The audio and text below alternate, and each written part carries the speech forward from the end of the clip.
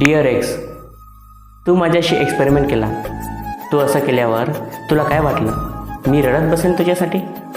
ज्या व्यक्तीला आपल्या नात्याची थोडीसुद्धा किंमत कळली नाही, त्या व्यक्तीसाठी जिला माझ्याबद्दल काही फिलिंग्स नव्हत्या, जिने एवढे हर्ट केले आणि दुःख दिले आहेत, नेहमी मला इग्नोर करत आले, जिच्यामध्ये माझ्याबद्दल काही रिस्पेक्ट नव्हती, त्या व्यक्तीसाठी मला राग नाही आहे तुझ्याबद्दल.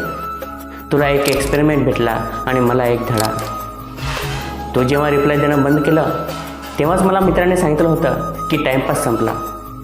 तेव्हा मी बोललो त्यांना, ती व्यक्ती तशी नाही रे.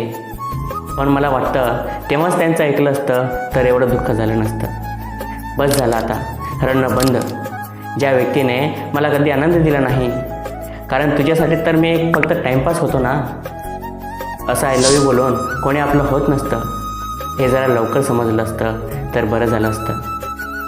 खरं तर तुला पण एक टाईमपास करणारी व्यक्ती भेटायला पाहिजे. तोपर्यंत खरं प्रेम करणाऱ्याची किंमत कळणार नाही तुला. तू आता खूप खुश असणार ना मला दुखावून. पण ठीक आहे, आम्ही एवढे पण वाईट नाही की तुझ्याबद्दल वाईट बोलू. तुला आता नाही कळणार, पण कधीतरी जेव्हा तुला खरं प्रेम होईल ना, तेव्हा कळेल त्या फिलिंग्स किती इम्पॉर्टंट असतात एक रिलेशनशिप घट्ट राहण्यासाठी.